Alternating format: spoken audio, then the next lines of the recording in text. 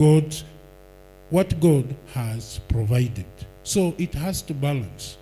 Imagine God has stretched his hand to give you the promises, while you don't have faith to pick it. I can give an example of the current modern church. For example, you are drowning. I can use the drowning illustration. You are drowning and the lifeguard has thrown you the lifesaver. You don't assume because he has thrown you a lifesaver will save you. You have to take an action of taking the lifesaver so that you don't get what? Drowned. Are you seeing how I'm balancing that? Yeah. There's an action you have to take, but you have to balance. You don't just assume that because the lifeguard is there, the lifesaver is there, I cannot die. Are you getting it? So you have to take an action that is balanced. On the other side of faith, I can use an example of faith that God has given you grace. You remember what happened to Abraham? Abraham is a father of faith. He needed that faith to live his promised land. But through grace, Abraham obtained his promises. But he has to take an action to leave his motherland. So you need to have what you call the balancing of faith and grace in life. Sorry. Let's proceed.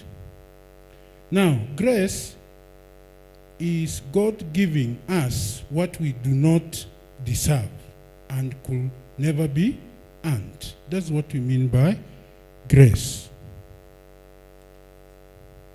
God giving us what we do not deserve and we could never earn it. That's what we call grace. Grace is God. Grace is God. Grace comes from God. And we are saved. We are saved by grace through faith. We should understand that. Then faith is our confidence, trust, and obedience response to God's promises. Let me repeat this. Faith is a confidence, trust, and obedience response to God's promises. So if God has given you promises and you don't have confidence or trust in God, God has already released what you're supposed to have. But because you have a legalistic faith, yeah, you just assume things will happen. It cannot happen. You have to have faith for you to obtain those promises God has promised you. Without grace, there is nothing to receive. And without faith, what grace provides remains unclaimed. Yeah. Have you heard about unclaimed authority? Yeah, we have unclaimed authority in Kenya. Having properties and things of people, but they have not claimed them.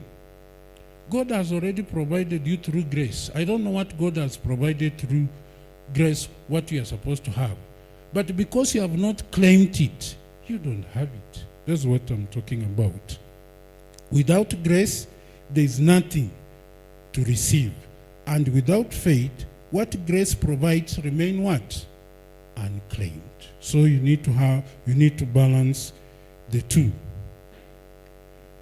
Now, we are saved by grace through faith. The Christian journey begins with salvation. Before faith,